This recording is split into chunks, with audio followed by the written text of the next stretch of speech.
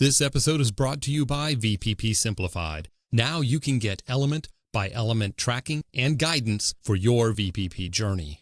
Every aspect of the VPP requirements in one easy-to-use interactive spreadsheet. Achieving VPP star status can be tough, but understanding what it takes to get there can be simplified. This VPP Gap tool will help you do that. Go to vppsimplified.com for more information. Welcome to the Safety Pro Podcast, where we help you manage workplace safety one episode at a time. And now, your very own Safety Pro, Blaine J. Hoffman. Welcome to another episode of the Safety Pro Podcast. In this episode, I want to talk about safety conferences and how you can get the most out of a conference. So a little bit of professional development and some tips for safety pros out there. Slight break from talking about compliance and OSHA regulations, but this one's important and it continues to come up in my conversations with safety professionals. And I was talking to the folks at iReportSource recently, and they were at a conference just a little while ago talking about the importance of a digital environmental health and safety management system and sort of, a dashboard that can generate a lot of metrics for you.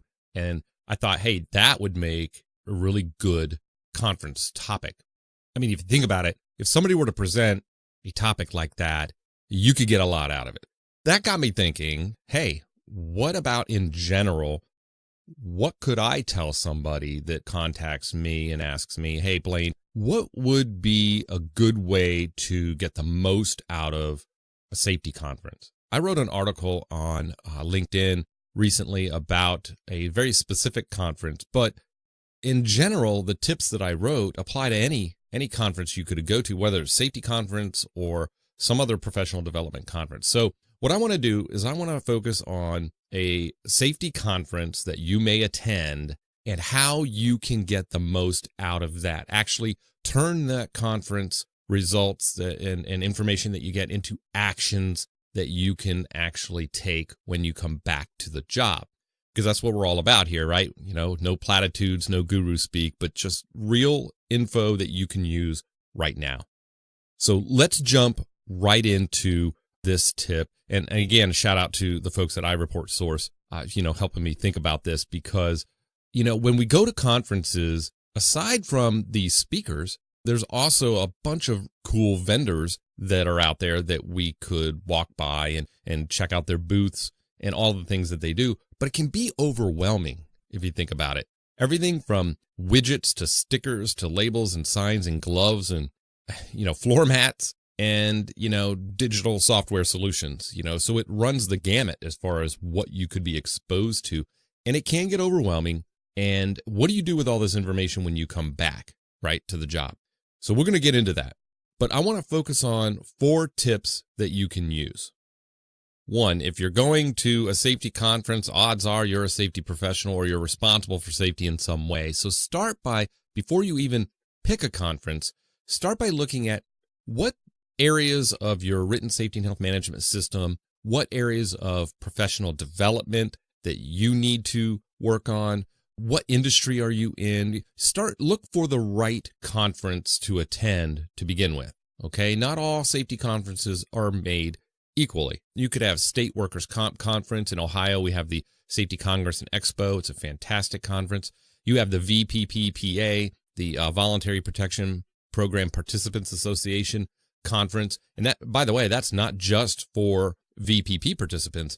These are for companies that are looking to excel and go above and beyond and drastically improve on the progress they've made in their safety program. And you get to attend a conference with some of the best, those that have been doing VPP for a while, those that are just getting into it, or those that are just even thinking about getting into it. That's a great conference to go to. ASSP, there's a whole bunch of National Safety Council. I'm not purposely leaving anybody out, but pick the right conference for you based on where you want to head professionally, what skills and technical information and leadership abilities that you want for yourself as a safety professional or somebody who's overseeing safety. Maybe you're an HR professional, maybe you're an admin, maybe you're a supervisor and this is an additional duty for you, that's fine. There are conferences out there that help you, aside from this podcast, of course. There's a shameless plug. But, there are conferences for you. But also look at your written programs, right? So treat the conference like it's a class. That's the first tip.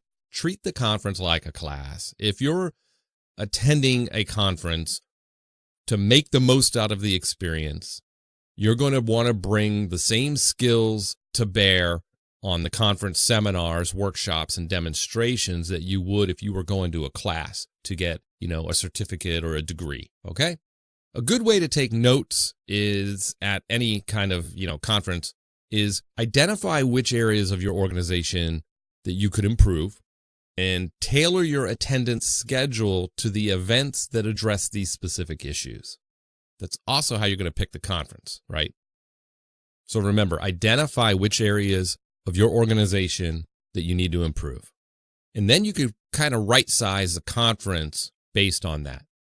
So let's say you're in an industry where preventative maintenance and managing the facility and that whole ball of wax, that's your big issue, your big concern. You get, safety regs and OSHA regs and things like that, but you have an older facility, you're looking to make some upgrades to make it easier. So maybe you look at the International Facilities, Management Association conference. That one, you'd be surprised. A lot of it's emergency management, emergency preparedness, Internet of Things, how to somewhat automate facilities management, make it easier to upkeep, things like that. Maybe you're looking at overall improving the culture of safety and sort of the soft side of safety management, the people side of things. You got the technical stuff, but you're looking for more culture development and best practices. Maybe it's VPPPA. Maybe that's the conference you want to look at. ASSP, things like that. Maybe you want to lower comp rates and learn how to understand workers' comp claims a little bit better. Obviously we want to prevent them, but should one occur, maybe you need to develop those skills. And so maybe your state workers' comp conference or an insurance organization's seminar or something like that. So essentially this is what you want to do. Right size the conference based on where you want to improve the most. It also may help to prepare an outline of events that you want to attend ahead of time. Use that outline to guide your note-taking during the events themselves. So once you've right-sized the conference, you want to look and see what scheduled events are taking place. Also, look at the speakers. Research the speakers. Look at their background and experience. Have they written any books? Are they really just pitching a product or a service? Which, by the way, is okay, but make sure it's something that addresses a specific need you have. For example, iReportSource giving a presentation on the power of a digital dashboard and how those metrics at a glance can really help you, drive decision-making for your organization. It's okay. iReportSource is obviously a service, but they're up there giving real information that can benefit you, right? So that's an example. You kind of roll the dice on some. I've been to some conferences where I get up there and it's literally a sales pitch, okay? I used iReportSource as an example because that's not that. They don't do that. But be careful. If you suspect that you're going to waste your time and you're not going to get a lot of actionable info to take back and start looking at how you can make changes, that you're just basically going to get a sales pitch, reach out to people that may have already attended that conference before. Look at colleagues, put something on LinkedIn and say, hey, has anyone heard so-and-so speak before? Try to get some research done ahead of time as much as you can. It's not always available, but if it starts out bad, chances are it's not going to end very well either. Cut your losses, get up and walk out. There's nothing wrong with that. Don't make a scene, don't slam the door, nothing like that. But just, go out and then regroup, take a look at your agenda that you outlined, and maybe pick out some booths or displays or vendors that are presenting material or information that kind of fit with something that's on your agenda, and then target those booths. Don't just wander around up and down each aisle. Go seek them out, and so narrow your focus a little bit. So make the best use of your time, okay? But research the speakers, research the topics, make sure that you can actually get something out of it. The second tip I can give you is compare notes with other professionals. Here's an example. If you have an emergency response plan for your facility and one of the topics is about emergency preparedness, bring a copy of your plan with you so that you can compare it against the suggestions that are made in the presentation. Maybe see if you can ask the speaker some questions after the presentation if there's time, if there's a Q&A, bring a couple of questions. When I say compare notes with other professionals, that includes the speakers, that includes conference organizers, that includes other attendees. So bring a copy of a written plan for a specific topic that you want to attend. This way, you'll be able to identify where your plans could be improved and what aspects of your plans are out of date, maybe by advances in technology or just best practices in how we approach that topic. The other benefit of this is when you go back to your employer, you can have an updated plan that you can then brief the leadership, conduct an additional drill as a result of changes to the plan. It generates meaningful activity that keeps you moving forward at your work, at your job. And it actually shows that you got something out of it, tangible. It affected some change, positive change that was needed. And it's more likely your employer is going to be able to sponsor your attending another conference later on. By showing your colleagues and supervisors a tangible benefit to your attendance, your organization will be much more likely to consider participating in the future, which is a nice way of saying you might be able to earn yourself another free working vacation. Okay, I'm kidding, of course, but let's face it, going to conferences is great.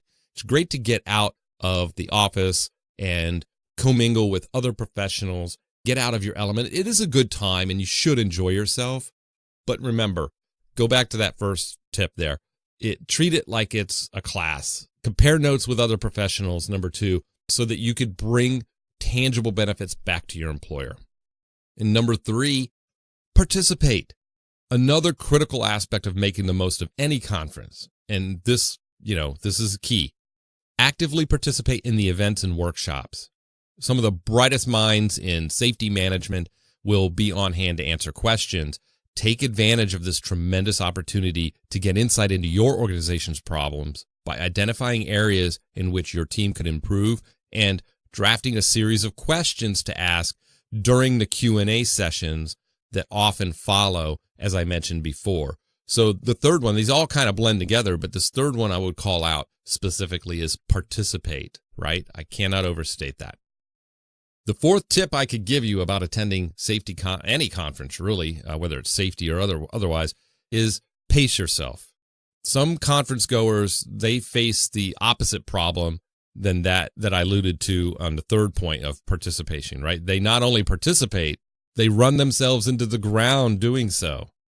Now, Rebecca Knight of the Harvard Business Review, she notes that conference goers who are actually enjoying the experience and that are actively engaged in what's going on tend to get a lot more out of their attendance than those who feel pressure to perform.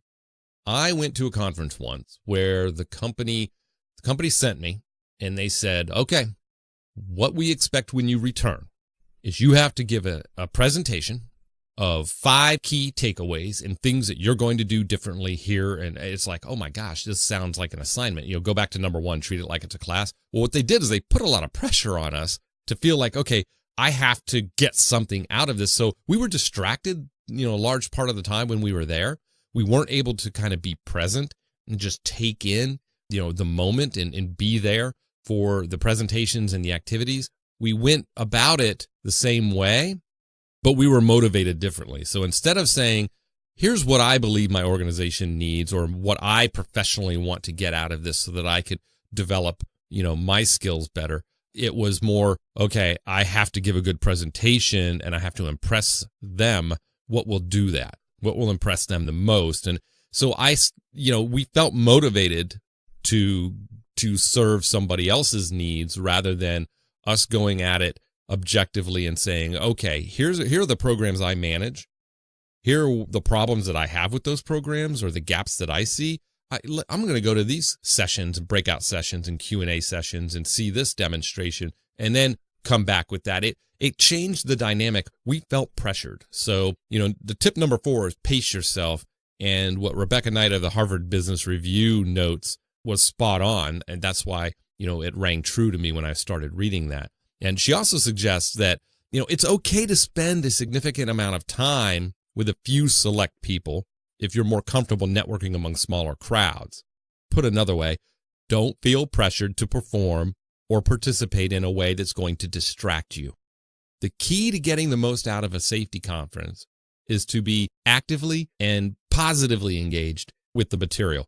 And you can't do that if you're constantly in a state of dread or fear, right? Remember, not everyone is built the same way, and that's okay. So be self-aware, know your limitations, and if your boss or the organization puts some undue pressure and unreasonable expectations as to sort of the outcome of a conference, have that conversation.